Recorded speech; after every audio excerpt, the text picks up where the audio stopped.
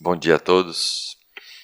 Nós vamos começar, já que o horário era previsto era às 10 mesmo. Então, esse é o terceiro encontro da série que o professor Donald Peterson está apresentando aqui no IEA, dentro de uma série chamada Life in the Cognitive Era. Nessa terceira, ele vai abordar o lugar do laço cibernético, originalmente impulsionado por Norbert Wiener, na Era Cognitiva. Então, vou ler exatamente para não interferir. Trata-se de um laço de controle usado para ajustar ações e circunstâncias e consequências, sendo essencial para a adaptabilidade e, portanto, para o desempenho de um sistema. Em um mundo de dados cada vez mais voláteis e massivos, a capacidade de um sistema pode ser pressurizada. No entanto, se conseguimos lidar com essas condições, por exemplo, com a ajuda de máquinas e autoentendimento aprimorado, elas também podem oferecer oportunidades. Para otimizarmos a situação, precisamos enxergar a relação entre o nosso aparato mental e as condições emergentes. O laço cibernético é introduzido nesse contexto como detentor de valor explicativo e operacional. Os primeiros encontros do professor Donald, ele apresentou basicamente oportunidades e perigos da vida nessa era cognitiva e questões como orientação a bons resultados, cibersenso, ciberestoicismo, ciberestresse, trabalho metarrobótico em relação à educação, saúde e bem-estar. Então, esse, em breves palavras, o contexto, e deixo a palavra já com o Don. Don, the floor is yours again. Thank you.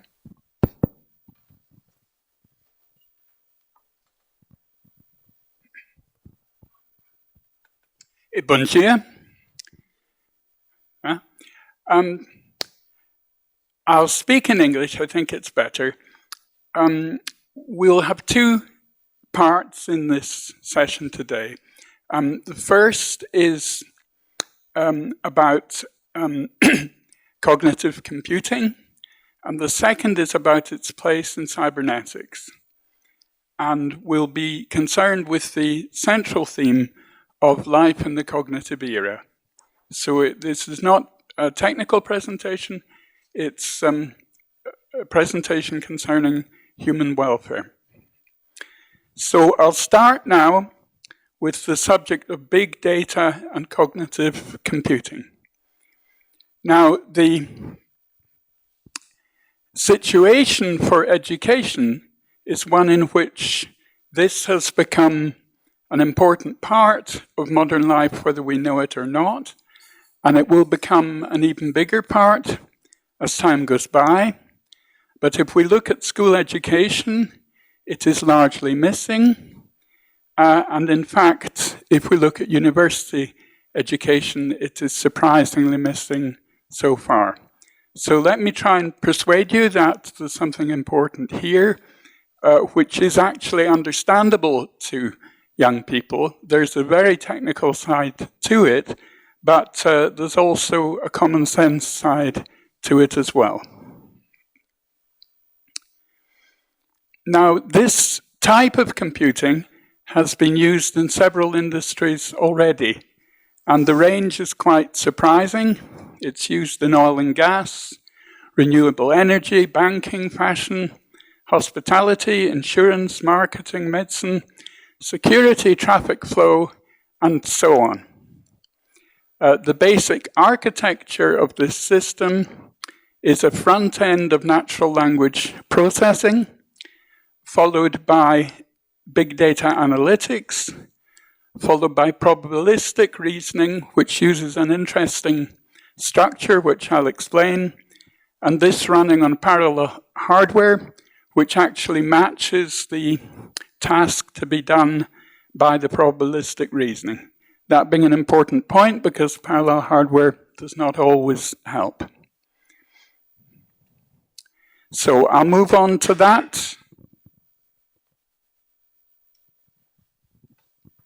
But before I give details of a particular system, which in any case is just an example, let me state the obvious here regarding our perspective about machinery for life in the cognitive era. ¿Me inglés más rápido? It's okay? It's okay? All right. So in a world of increasing volatility and massive data, the capacity of any system, including the human system, may be pressurized. However, if we can cope with these conditions, for example, with the help of machines and improved self-understanding of a more philosophical sort, then they may also provide opportunities. And in any case, these technologies will not go away.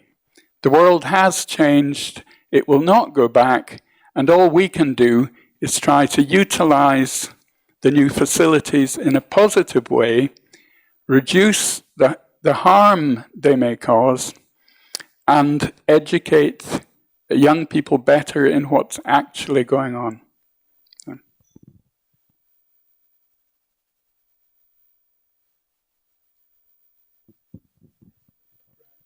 Now, I'll talk about cybernetics later. This is just a signifier that we're going to turn to it. But the issue I'll be interested in is adaptivity. Because in a volatile world, we need to be adaptive, as people in business studies are saying. And they are interesting because businesses go broke if they don't adapt. And I think we need to listen to what they say, because they're concerned about a survival critical aspect of adaptivity. A system of any sort, a person or an organization, is in a more or less effective feedback loop with the outside world. And I think this is quite obvious in the case of individual human beings. It's also obvious in the case of organizations, and it's obvious in the case of whole countries.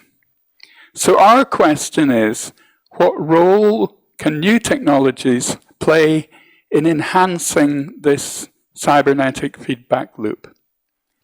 Now let me go for a while to cognitive computing to give examples, and I'll then come back to cybernetics, suggesting that the role of cognitive computing is to enhance our feedback loop with the environment. That's what it should be doing.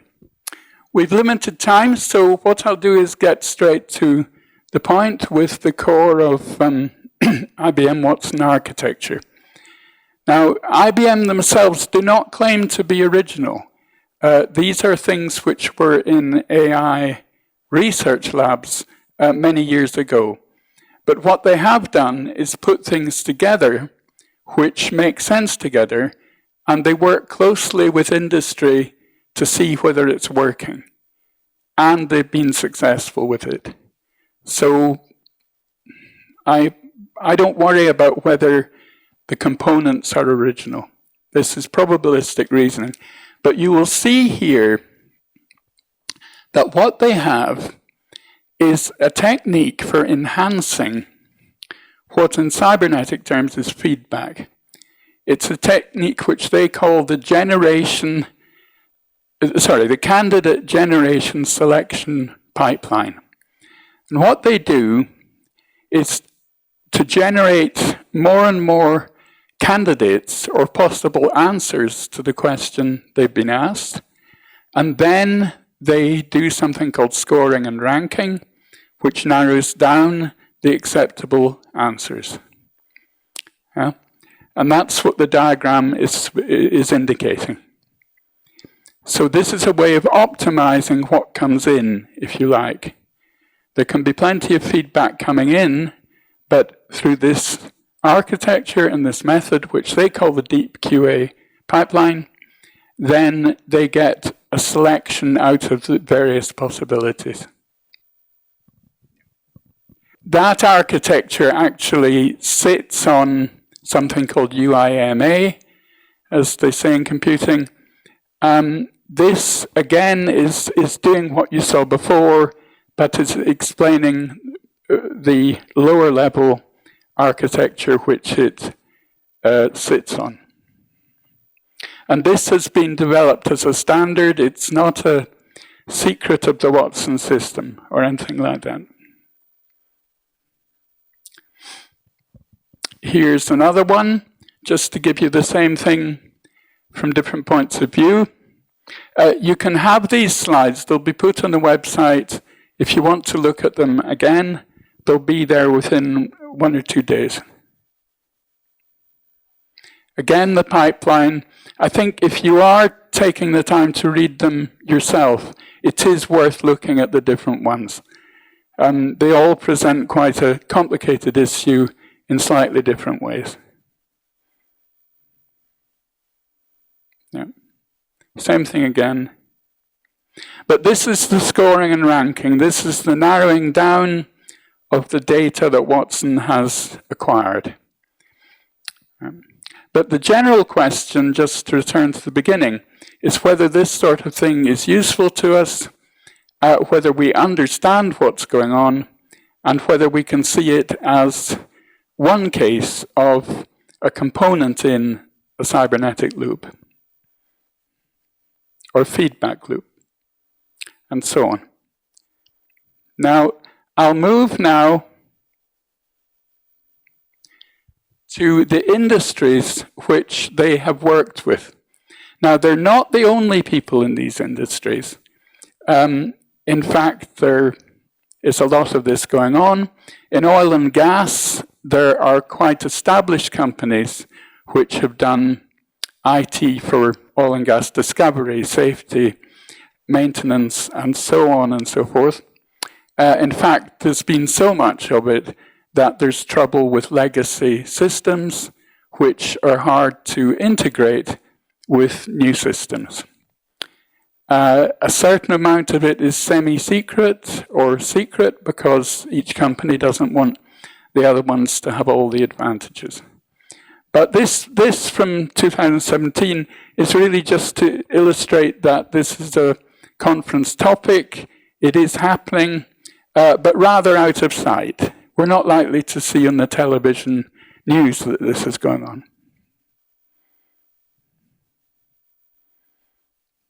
So this is an example of Watson trying to support oil and gas. And as you can see, there are actually several industries involved, huge amount of money. Turning to health, it's said that medical data will double every 73 days. Now, that means we've got very big data. If there is something useful in the data, we should be harvesting it. So this is a humanitarian purpose in pursuing big data analytics. Of course, it's also an advert for those companies that want to sell such computing to us. In banking, there is already a movement called fintech, in which highly sophisticated computer techniques, which are often called cognitive computing, sometimes just called artificial intelligence, are used to enhance the bank's capacity to invest money and get a return. Also, it's claimed that they enhance the bank's capacity to tailor its services to the customer. They think it makes them more flexible. So they feel that they're enhanced. And the term that's sometimes used is augmented computing, augmented cognition. The point being that it's a bit like getting a bicycle. We can run quite fast, but if we have a bicycle, we can go even faster. So the explicit purpose is to augment what we already have. And this is not new in principle at all. The pocket calculator came in long ago, as did the toolbox of hammer, pliers, and so on. They're all supposed to augment what we can naturally do. The telescope is another example, so are spectacles, and so on and so forth. But the contrast is that with these earlier technologies, school kids know all about them. They're not mysteries. But this thing is a bit of a mystery. Now, insurance is an obvious area for big data analytics. Of course, the insurer wants to predict the probability of a claim. This is just part of the industry. If they fail to do it, they'll go out of business. Now, the IoT, the Internet of Things, appears in many contexts. It's appeared in oil and gas for many years. They're really quite used to it, and there are all sorts of sensors under the water checking on, for example, the condition and maintenance of underwater machines, which are needed in oil and gas.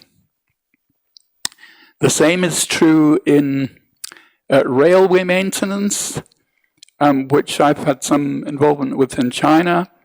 The track needs to be maintained, and a lot of time is wasted with a maintenance team which goes around and checks every bit of the track in case it's okay or not okay.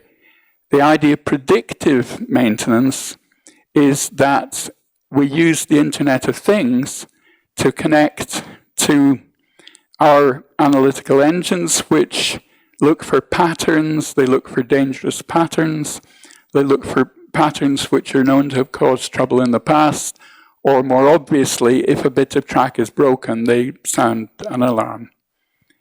In the case of train crashes, also, we get the same basic pattern, which is that the Internet of Things, the Internet of Things and all available information monitors the behavior of trains on the track, and it's looking for patterns.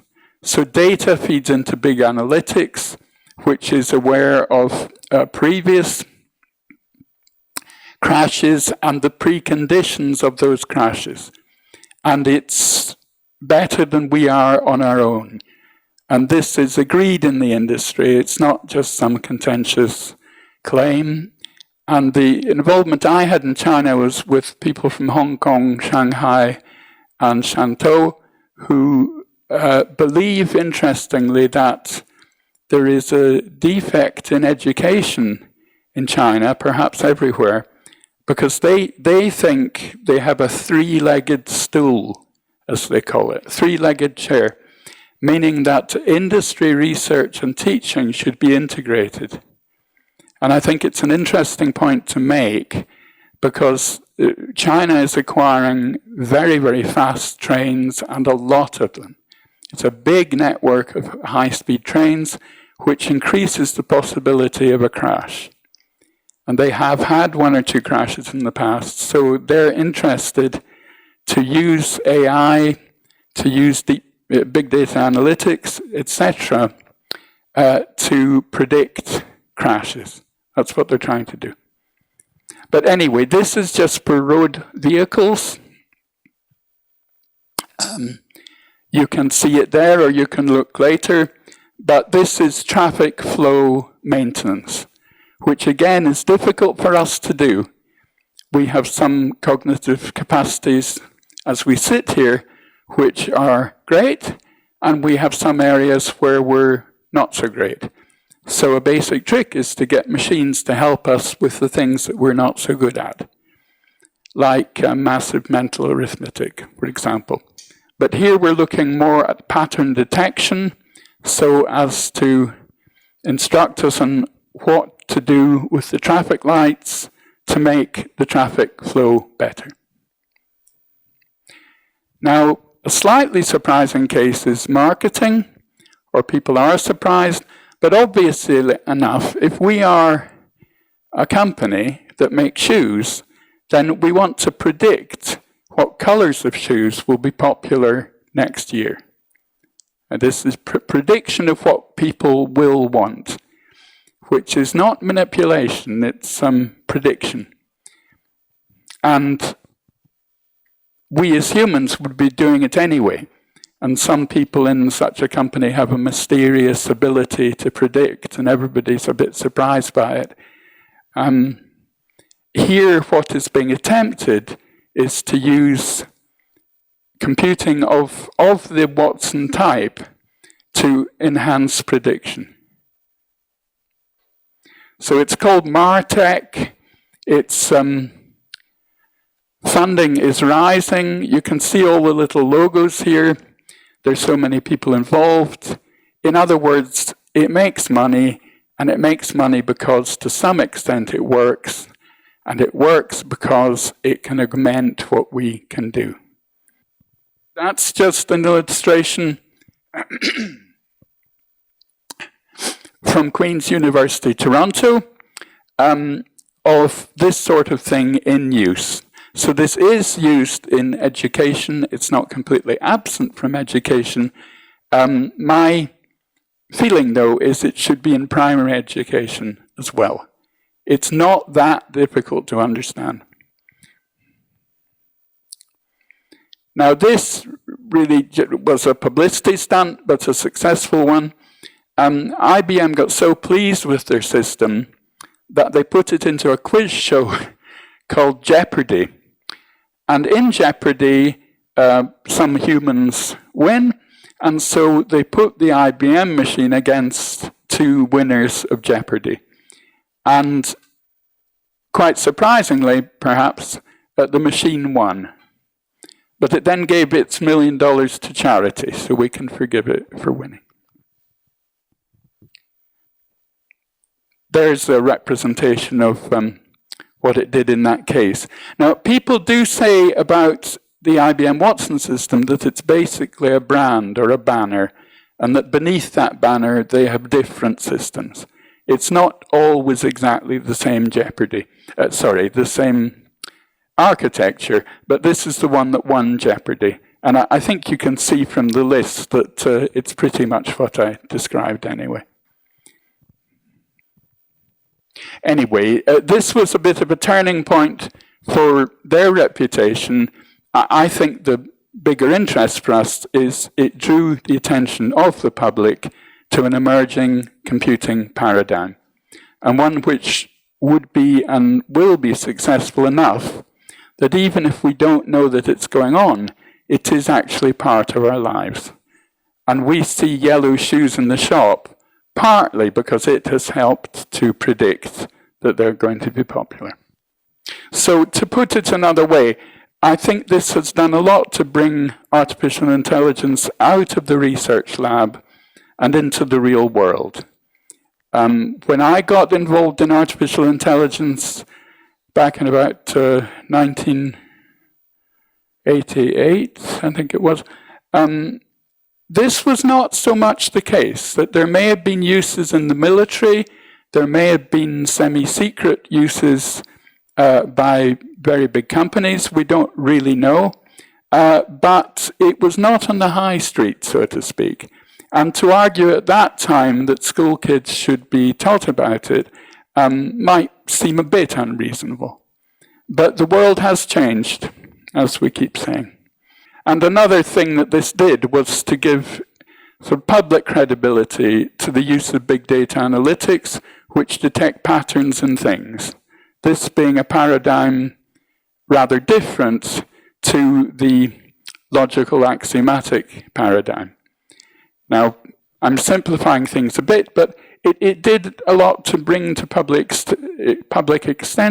attention the effectiveness of this way of doing things, at least for some tasks. So let's just quickly look at some industries. What I'm trying to convey to you is that this stuff is happening, it matters, it won't go away, and we should know about it.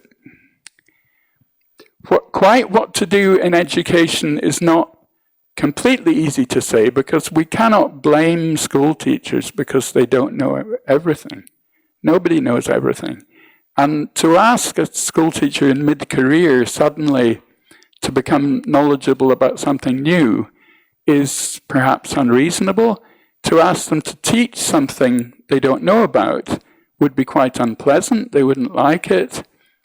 So we do have a question in a fast-moving, volatile universe, what to do about re-skilling or initial skilling. Because quite apart from school kids, a common enough experience now of executives or workers or doctors of any sort is that years after they leave their initial education, they need re-education.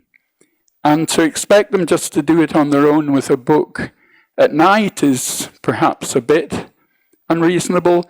So the case, therefore, for short courses for adults has increased. It existed before, but some of them were more entertainment than career. But certainly universities, which I know in London, are increasing their commitment to short courses. So that's 1 weekend or maximum, and maybe weekend minimum.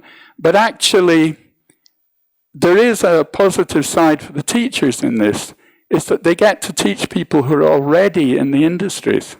And that's very interesting. And they have things to say that we want to hear. Now, you'll see in the slides that I put in a lot of links. So you don't have to go to a bookshop. You don't even have to search on Google. If you're interested in these things, just take the slides off our site, or off my bit of it, and follow the links, and you get quite a lot of information quickly. But just to mention some applications for oil and gas of cognitive computing, there is the discovery of oil and gas, drilling for it, the use of drones, planning and forecasting, and then there's reservoir management, the reservoir being the stock of oil under the sea. Now, in discovery, just to start from the top, the integration of historical and real-time data is essential, and this was always difficult to do on paper. It implies a high need, though, for professionals who can work with the IT to get the required result. I mean, I don't think anybody believes that computing has reached the point where the computing system is autonomous, like HAL in 2001, or as science fiction writers have been afraid of. It's more a matter that there has been redefinition of the required professional tasks. Is my English okay? Not too fast? I don't know. Okay, thank you. In drilling, again, it's obvious. There's pattern detection to do. There is also a requirement for access to historical data. What went wrong? What caused an accident? What did we do that meant we never found any oil that year? That historical data needs to be integrated with the things I've mentioned there, which are incoming data. Now, for us humans, this all becomes a bit unmanageable. It all becomes a bit much. And so this is use of technology to help us out. But it's highly profession-specific. They can't expect anybody just to walk off the street and be good at it. Cognitive drones are another application. Now, there are areas of life where they have been used already. But anyway, land surveying, mapping, pipeline inspection, leak detection, all these things, security, offshore delivery. The drones are expected to be a major help in doing these things and doing them safely. Well, planning and forecasting is another area, reservoir management, another. Now here's an example of an underwater pump which requires monitoring of its state through the Internet of Things. Okay. But this is a renewable energy park in the Arab Emirates. They're very keen on this. And they think that not only renewable energy, but many other things in the Emirates can benefit from cognitive computing. So they have, for example, even the intention to make Dubai into a cognitive city. Now, what that means or what it will mean is very hard to say. Whether it will work in a good way is again hard to say. It involves the police and it involves surveillance, so it's a little bit scary. But somebody has to try it first, because if they don't, somebody else will. But you can see there in the graph that China and the US are particularly involved in this area. Again, grid operation is a holistic, difficult task, and there's a commitment to use cognitive computing for this. Yeah, complex, eh? That's the renewable technology park, renewable energy park. Banking and finance. This is well known as fintech. These slides are on my site as well, so you can see them and their links. But basically, finance nowadays is a very high pressure area where executives have to make very quick decisions, and I think reliance on this sort of computing is now accepted. That's what it means to work in the area. Now, part of this, of course, is data science, where we already have an anomaly. In my country, perhaps in yours also, the anomaly is that for employment of young people, one of the most positive things you can do is to go and study data science, which involves heavy statistics. It doesn't appeal to everybody. But the anomaly is that our school system is not educating kids in the very thing which is top of the class, ironically, in hiring in London, where I used to live. So this was in the air, it was in the industry, it was thought to be important, but our educational system had not caught up. So I repeat this thought, that the world is moving so fast that the nature and function of education has to move with it. And in fact, many things perhaps have to move with it. So it's thought in finance that there's been a paradigm shift, as we've described. There, some objectives.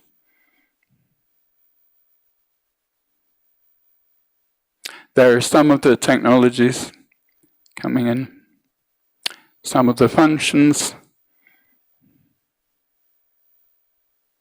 and there's the robot now at a bank in Tokyo. When I first saw Now and her sisters, I thought they were much bigger. I didn't realize they're only that size. But just briefly to health, and I hope I'm convincing you that this really is happening.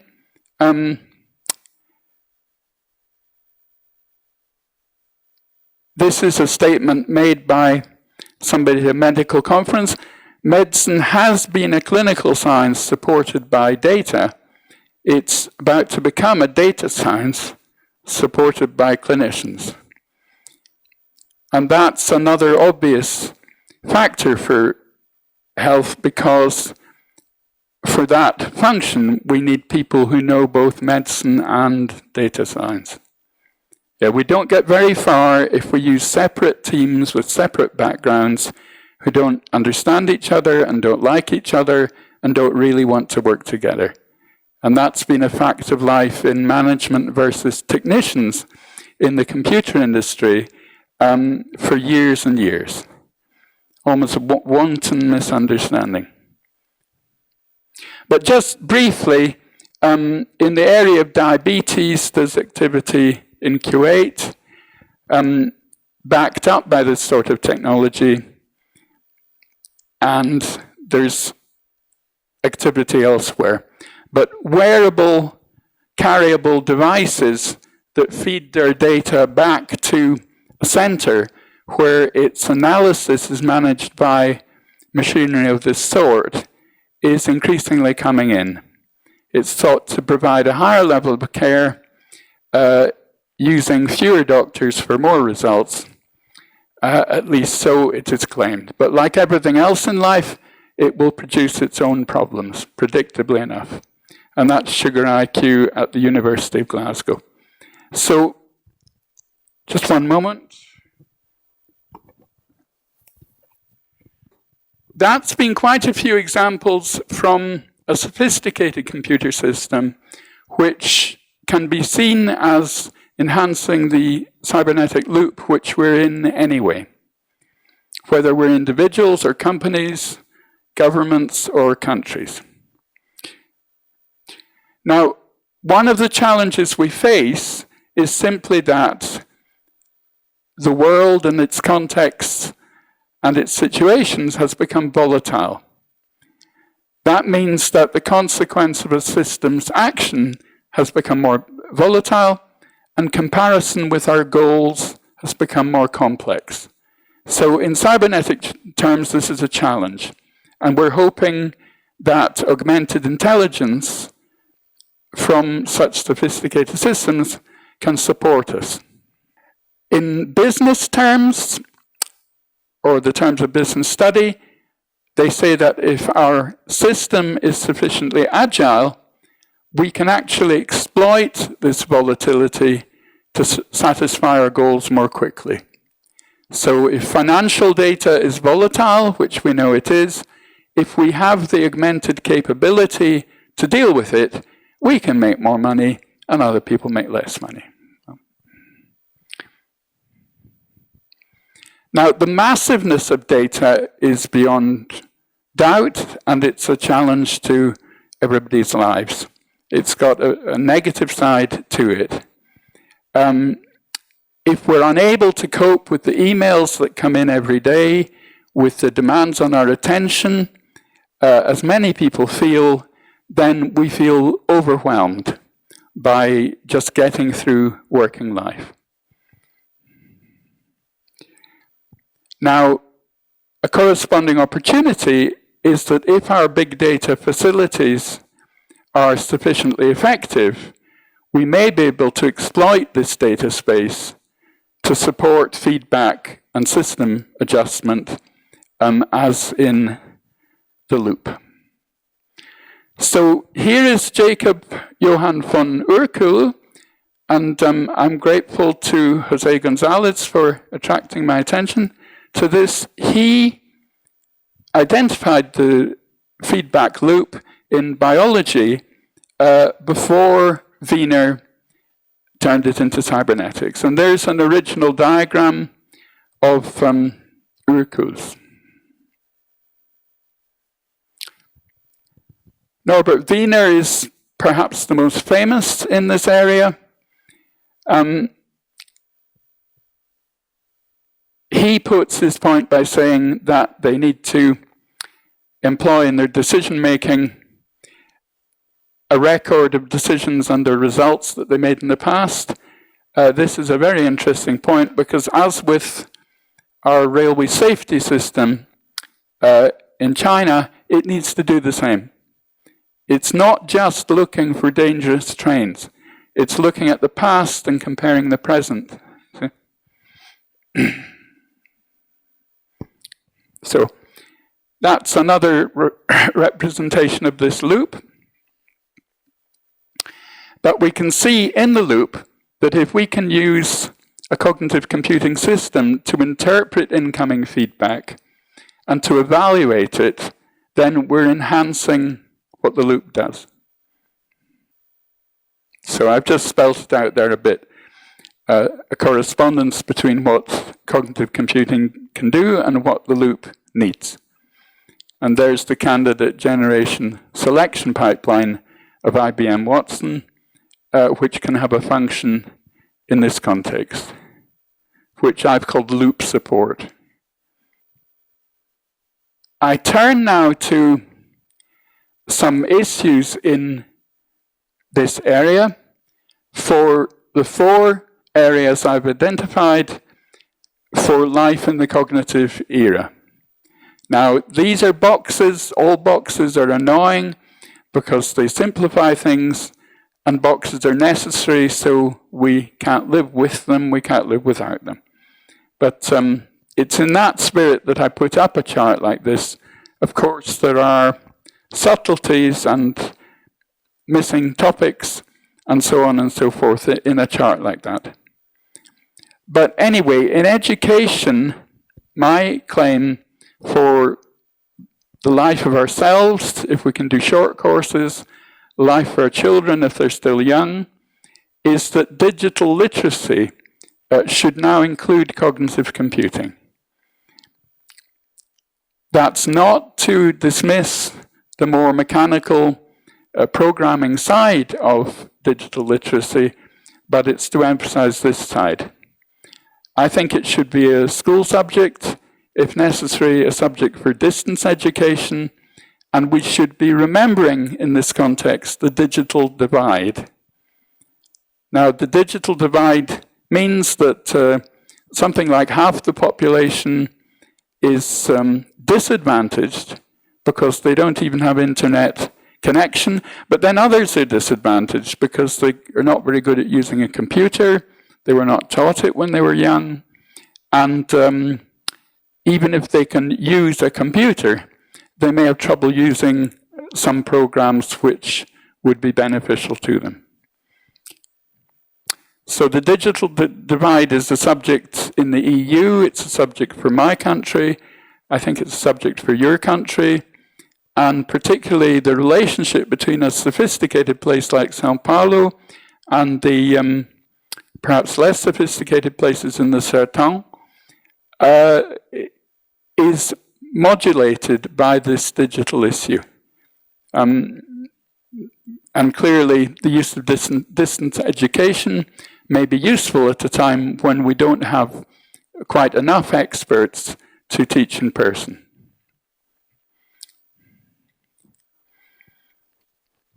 Now, on the subject of work, several industries are involved in this business, and this will grow. I've given some illustrations from Watson, but many others are doing it as well. Now, this is also a topic for the digital divide, because in having this development, we're creating an elite, for example, of data scientists who can do things most of us can't do and have no hope of ever doing. And so the worry there is that some part of the population can get more and more left behind. Now, we've not mentioned robotics much in this talk, but this is an obvious case.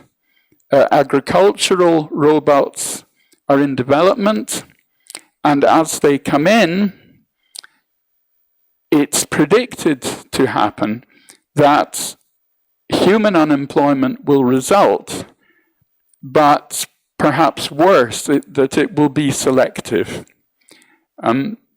The robots are likely to be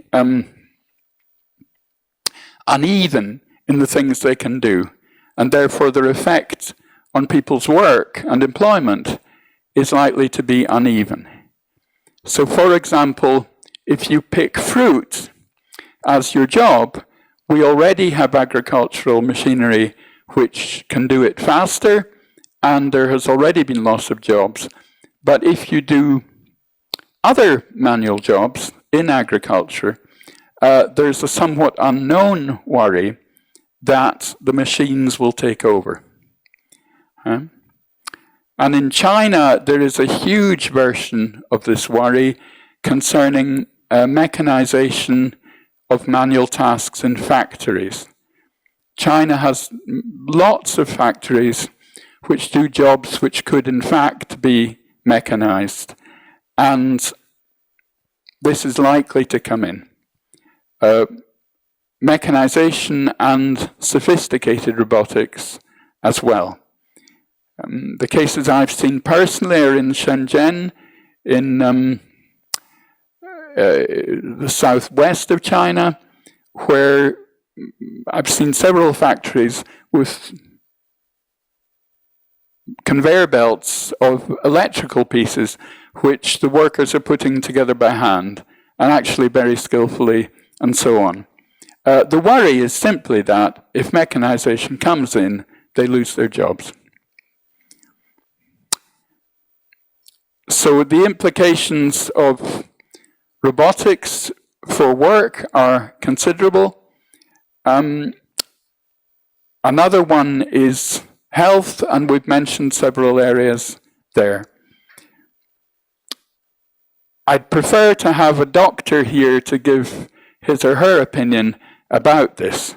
There are obviously worries about safety, there are worries about employment, there are worries about an impersonal service given by a robot to a human. For example, geriatric care, which is care for very old people.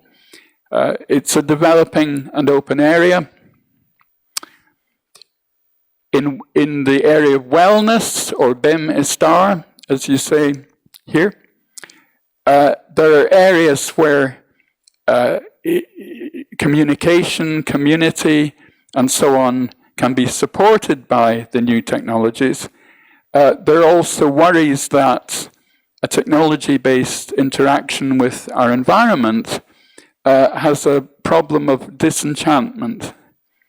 This was a concept of Weber, the German sociologist, disenchantment, Entzauberung. And the thought was that with the rise of technology, our lives become non-magical. That's what the word Entzauberung means. Ent means out, Zauberung means magic. And his feeling was that we need somehow to achieve a Wiederzauberung, which means the return of the magic. And I think most people would agree, that he has some point, but he thought he had a big point. Right. Now, I'd just like to mention, as we draw to a close of the talk, the subject of intelligent agents. Now, intelligent agents are a curious technology because they've been developed quite considerably by companies like Microsoft at huge expense. I mean, the last I heard was $1 billion. But they have an interesting function. The story on the street, as they say, is that it's an achievement in the research labs, but Microsoft think that it's not in their best interests to give these things to us now. They think they'll make more money if they make us wait. And we could discuss this. But anyway, it's an interesting technology which very probably will enter our lives and could, for example, enter education. So the function of an intelligent agent is to act rather like a butler. A butler? No? Or a PA. People sometimes say a digital personal assistant. So the idea is, my life is too complicated. I can't cope, I need help. So I want this assistant to get to know me, what I normally do, where I normally go, and I want very simple communication with it, and I want it to be context sensitive. So for example, if I normally go to eat Italian food on a Friday evening with my friends, all I need to do is say to my digital assistant, dinner tonight, 5 people. And the assistant knows the rest. So they know my times, and it contacts the restaurants and asks if they have places and books the thing, which is what a person would do. A butler more or less does that sort of thing. And this is intended to be a digital version of this.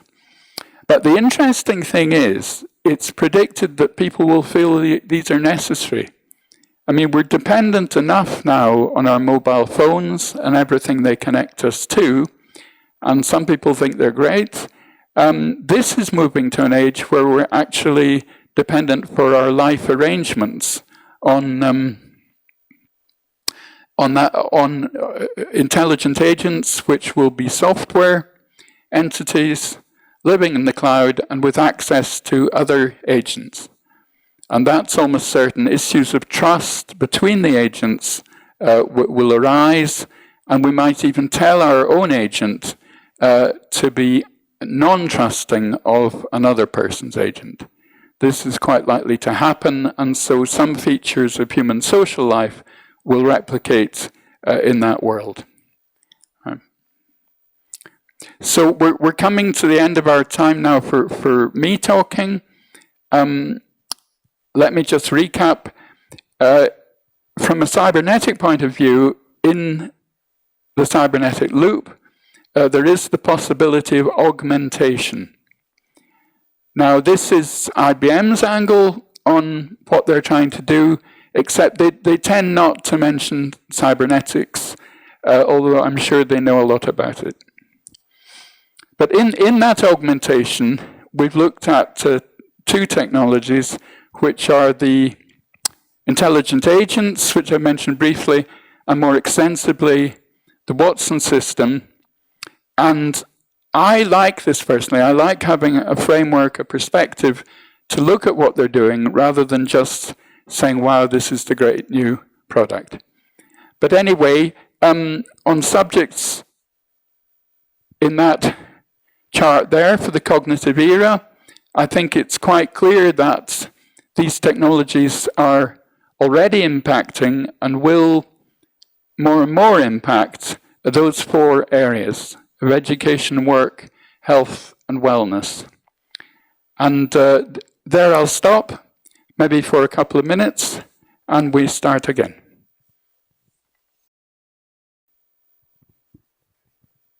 So I'd suggest we begin again for discussion, questions, and so on. So the floor is yours.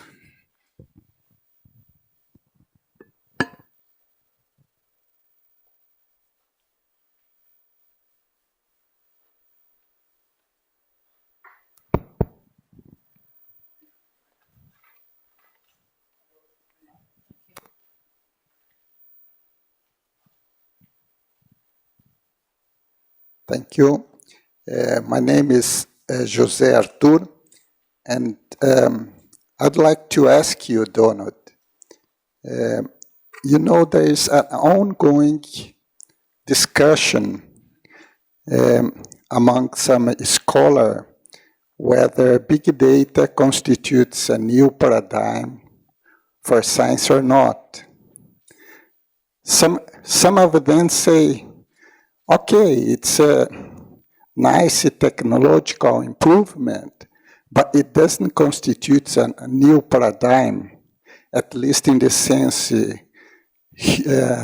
Thomas Kuhn used this concept. But you showed a very nice slide in which there is a new formulation, automatic new formulation of the hypothesis. So I suppose you agree that big data constitutes a new paradigm. Could you please formulate it better?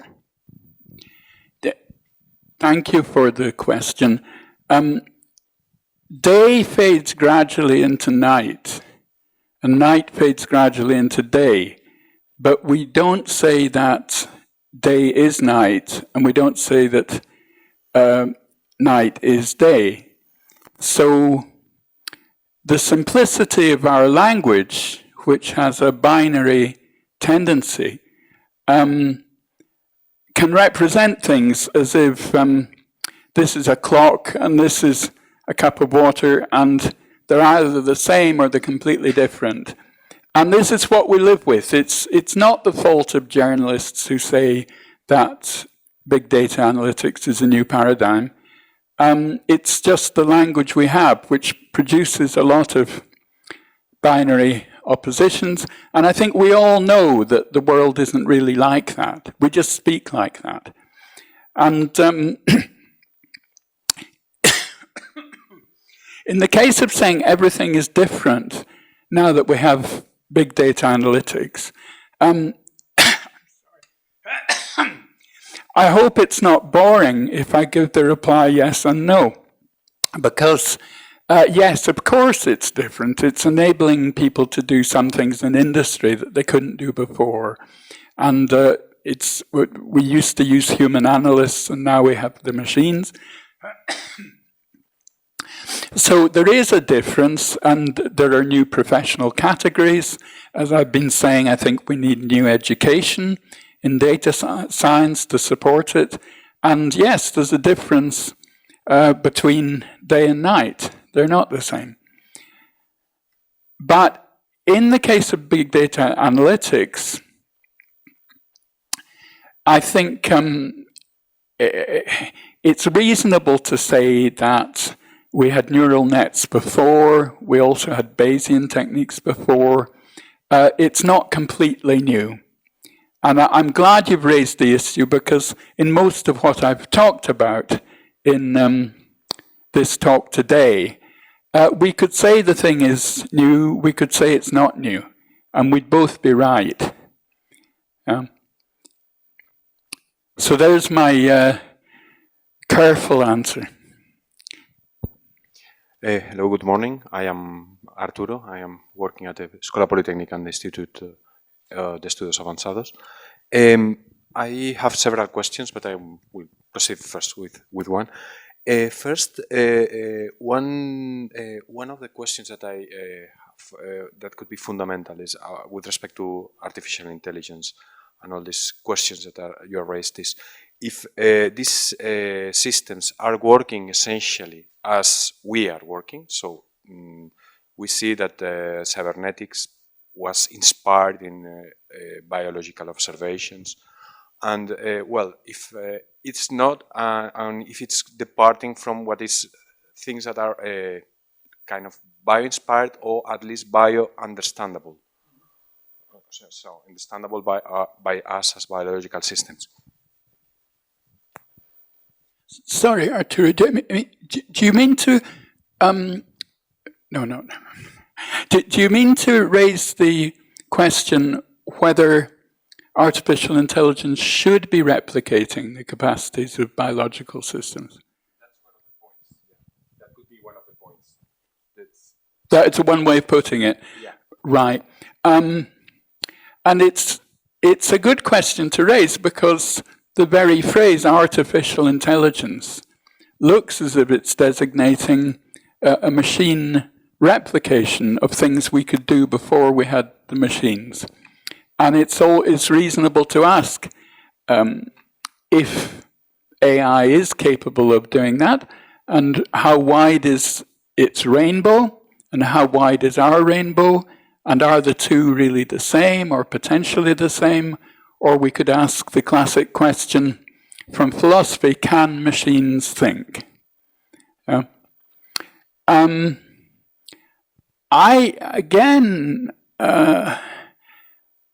I think if the AI machines can do something we cannot do, then well done, and we hope that they can help us.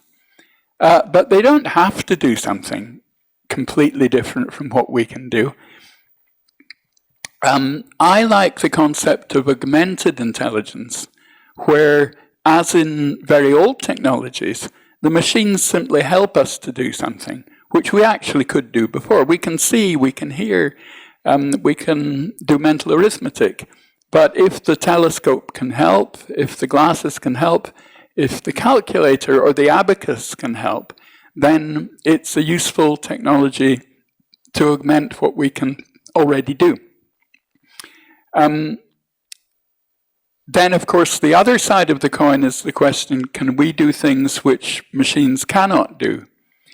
And the brothers Dreyfus in America raised the question whether machines are capable of expertise.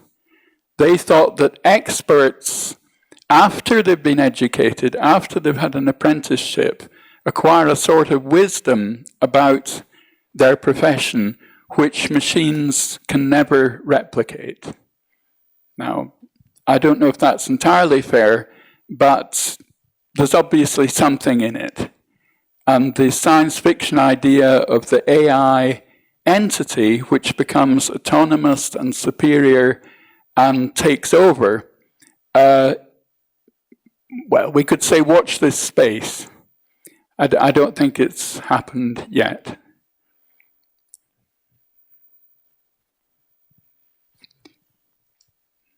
But I don't say it's impossible, you know.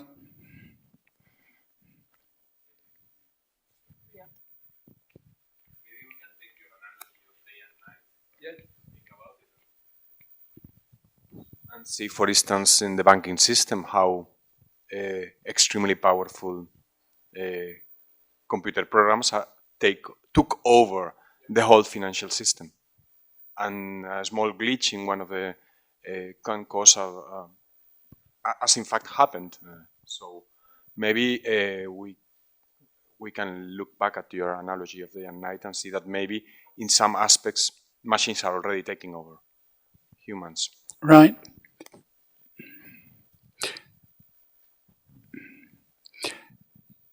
The science fiction idea in HAL in 2001 is that the machine takes over in the sense of becoming quite like a tyrant in the human world. As you rightly say, modern machinery contains the possibility of terrible trouble because you can get glitches and so on, upsetting, for example, financial markets. And this is a subject of risk, which is an interest of Mauricio's. And we need to be aware of risks, especially in a fast-changing world. But when the computers went wrong in the financial case, would you say they went wrong collectively or that they took over like a tyrant? He needs a microphone. I cannot tell, Yeah. of course. But I also cannot tell about what's inside the brain of tyrants. That is a point. I mean, our knowledge of what goes on in the brain is limited, and it's a pity, but it makes it harder to answer these questions because our knowledge of what goes on in a computer is perhaps at an advantage because we built it. If they start to build themselves, it gets slightly more scary. Hi, Don. My name is Mauricio. I'm from Faculty of Education. You have mentioned many times during your talk education as an area of interest. Is there any case of Watson IBM intelligence applied to try to understand some kind of provision in education, like, for example, in Brazil, we have a very struggle problems concerning the students that didn't finish the studies. They leave the school in a moment of life. We have a lot of data now collected by many kind of assessment and evaluation. You think that it's possible to make some kind of provision?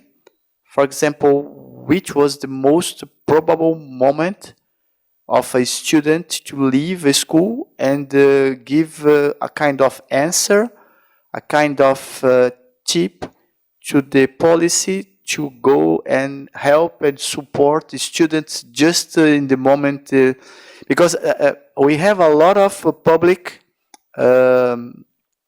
policies that try to fix students in the school. But I think this is a complex problem. It means that they have many, many cases, many situations that can contribute for students to leave the school. And my perception as an educator is that all the policies try to face just a part of the problem.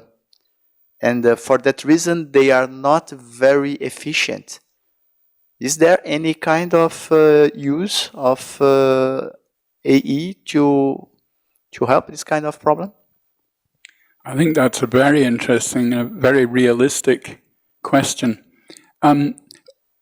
All I know is that IBM is interested in education alongside its other industries that it's interested in. But I've not heard that they're doing exactly that. So it would be interesting to see if that could be developed, because as you rightly say, it's a problem area where the data set is naturally very large. So therefore the scope of the analysis should be large. It's a multifactorial data space, and there could be all sorts of factors, family factors, for example, perceived employability, which I think is an issue in my country anyway, etc., etc. And it's difficult for policy to capture a data scope that wide. It's difficult to start making rules about things that might change, it might be very different in different parts of the country. But if you can get big data analytics pattern detection to spot clues that somebody should do something to make this person more happy, for example, that could be very useful. My one worry about it is the surveillance issue. I mean, would the sources of this potentially useful or benevolent data set be happy to be surveyed? Would they only want to do voluntary information provision? But you don't think that it's a little bit in the same sense that you have show about health in medicine? Is this the patients, the people that are using, giving the data? And my perception is that this kind of use of data, it's at that moment being used. We have now in the radio in Brazil announcements of a company that are selling this idea that this could help doctors, physicians to give you a better diagnostic and take care of your health. I think it's not, okay, you have to put attention, but I think it's a little bit the same. It's a very parallel. Yeah, I mean, I see a commonality there. I mean, in railway safety, which we mentioned, there actually are patterns that can be detected with a wide data scope, which are actually significant clues that, a disaster might happen. And in epidemiology and medicine, likewise, they can use that technology to detect patterns which are indicators. I think that's the word I wanted. Indicator patterns. And you're suggesting that in education, the problem of leaving school early could be addressed in part in a similar way. Is that right? Yeah. Yeah. All I can say is I think it's a very interesting idea and a valid use of technology like this. But I'm not aware that IBM is doing exactly that. Anybody else? No? Okay, well, thank you very much for coming. Thank you for your excellent questions. And boa tarde.